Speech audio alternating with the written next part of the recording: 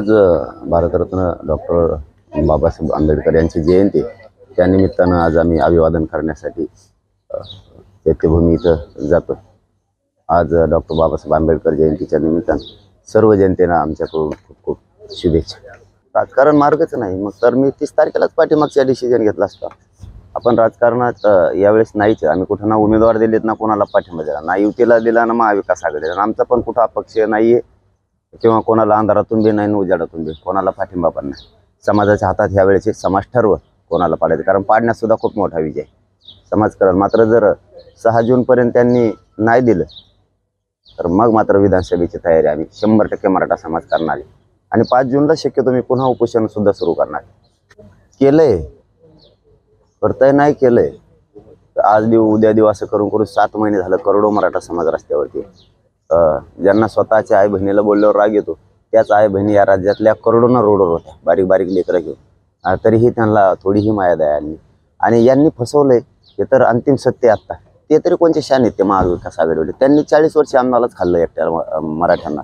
आम्ही तर इमानदारीने तयार आहेत। आता आमच्या सोबत किंवा असणारे किंवा आपण एकमेकात ज्यावेळेस समीकरण जुळवतो त्यावेळेस सगळ्यांचं सारखं मत पाहिजे, याला सुद्धा खूप किंमत आहे। मराठा जसा एक मतानं चालणार आहे तशा बाकीच्या छोट्या छोट्या जो समुदाय आहे त्यांनी सुद्धा त्याच ताकदीनं उतारलं तर यांना घालवता येईल। सांगू आता इलेक्शन संपत आहे जरा, पण मराठ्यांविषयी खूपच प्रेम आहे त्यांना, अतिप्रेम आहे, अतिप्रेम। ते इतकं उफाळून येतं त्यांचं प्रेम की सांगताच येत नाही इतकं। कारण माता माऊलीवरती गोळ्या घातलेल्या अधिकाऱ्यांना बढती दिली त्यांनी, बक्षिशी दिली त्यांना। आताही त्यांनी पोलिसाच्या माध्यमातून कालपर्यंत गुन्हे दाखल करणं चालू आहे, कधीचे तर पाठीमागचे 4 महिन्याचे। खूप गृहमंत्री म्हणून खूप शाबासकी देण्यासारखे। केंद्राचा आमचा काही संबंध नाही, आम्ही ओबीसीतून आरक्षण मागतोय, राज्यात आरक्षण आहे आमचं।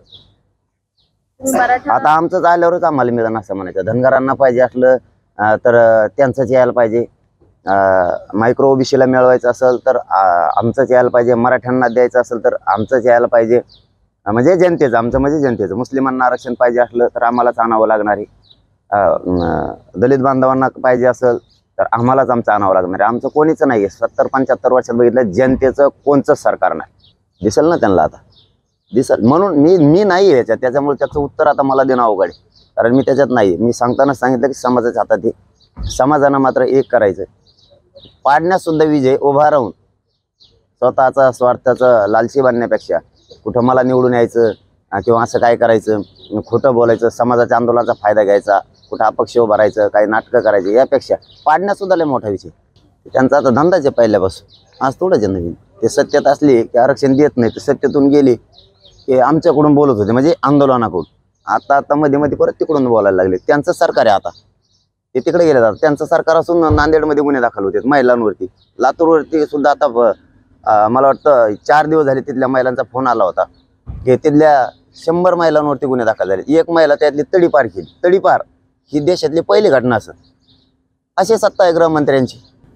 यावेळेस 100% मतदान करावं, त्यातल्या त्यात मराठ्यांनी तर 100% करावं। कोणाला करायचं काय तो तुमचा अधिकार आहे, मी म्हणणार नाही तुम्ही याला करा त्याला करा, कोणाला करा, पण इतक्या ताकदीनं पाडा की इथून पुढं मराठ्यांच्या मताची किंमत केली पाहिजे, मराठ्यांच्या मताची भीती वाटली पाहिजे। जर नाही दिलं तर पुढच्या विधानसभेच्या टायमाला समाजासोबत मी सुद्धा आहे। यावेळेस मात्र मी कधीच खोटं वागत नाही, अंधारातून याला उजाडातून त्याला, मी कधीच असं डुप्लिकेटपणा नाही करत।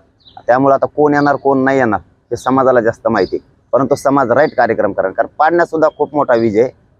पाडणारे पाडाबी आणि देणारे पण बना, पुढं देणारे बनल्याशिवाय पर्याय नाही। सुरू झाली, कारण यांनी आम्हाला या लोकसभेत टायमाला आतापर्यंत फसवलंय, आचारसंहिता लागेपर्यंत। त्यामुळे पुढचं तयार येतात आम्ही। चलो, धन्यवाद।